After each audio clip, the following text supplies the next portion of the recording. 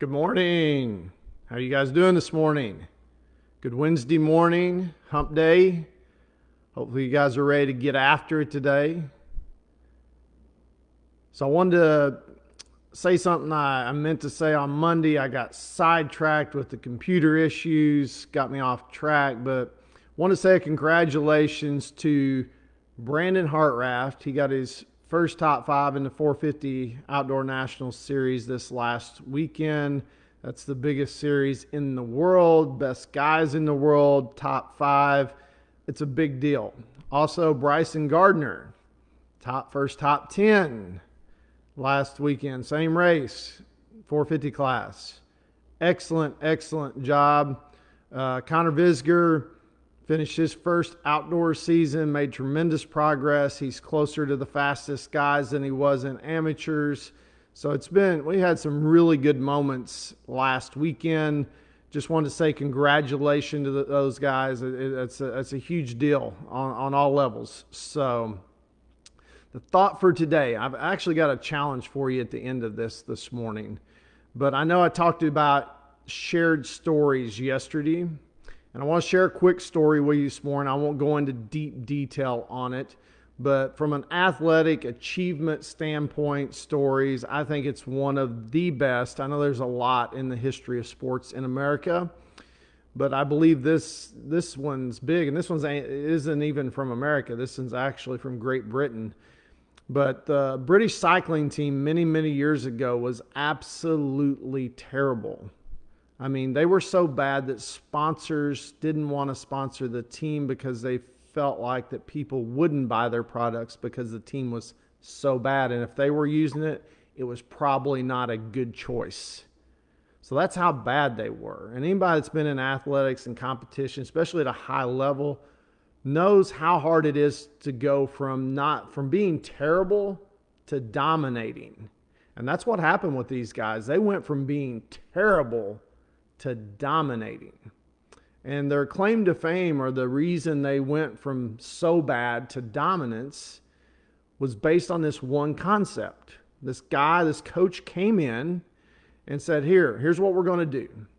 We're going to break your program down into as many pieces as possible, like literally microscopic pieces. And here's the deal. We don't need to get tremendously better in all of them. We're going to shoot for 1% in each category. And I think he knew up front, once you started to get 1% better in so many categories, it's going to create momentum. It's going to get the train moving. It's hard to get the train moving, but it gets the train moving. And once the train gets moving, and here's the deal. Because they were so bad initially, how much momentum's created when somebody who's really bad at something actually gains some momentum, actually starts getting some good results? Is it more impactful than somebody that was expected to do good? I think so.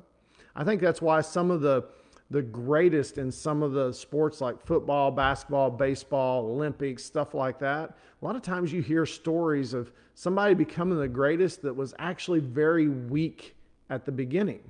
And I believe the reason it is because it's such an experience, it's such an impact when those people go from where they're at to doing good, that it creates tremendous more momentum than somebody that's expected to do good. So that's just my take on it, but I believe it's a big deal. And they just 1%, they focused on 1% and getting that 1% over and over again. And I believe it's a key to gaining momentum. I believe it's a great concept. I like the idea, and just wanted to share that story with you this morning. I think that's one of the most powerful I've come into contact with, in especially getting people to understand, hey, if you're not expected to be great, doesn't mean you can't be great. So here's a challenge for you today. I talked to our guys last night on our live Tuesday night session about learning something new every day. It's kind of like this 1% deal this guy did with their program.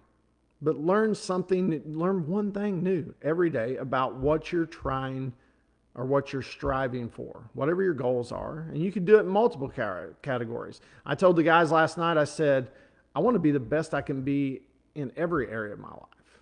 Not just to be competitive, not just to be better than everybody else, but so I can experience my best life.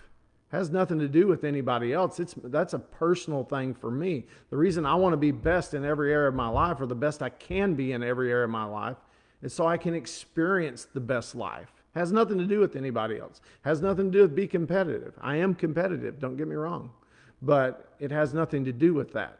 So I want to challenge you guys. Here's a challenge for the day. Find something that is a challenge in your life right now, something that is challenging, and find value in it. Analyze it, look at it, find some way to find value in that challenge. If you can do this and make this a habit, along with learning something new every day, the life that you could create, the experiences you could experience, I guarantee it would surprise you. You probably can't even wrap your mind around it right now. Anyways, I hope you guys have a great Wednesday. I'm excited to get the day started here. Got the coffee going. Still haven't got a haircut. But anyways, working on that. You guys have a great Wednesday. See you tomorrow.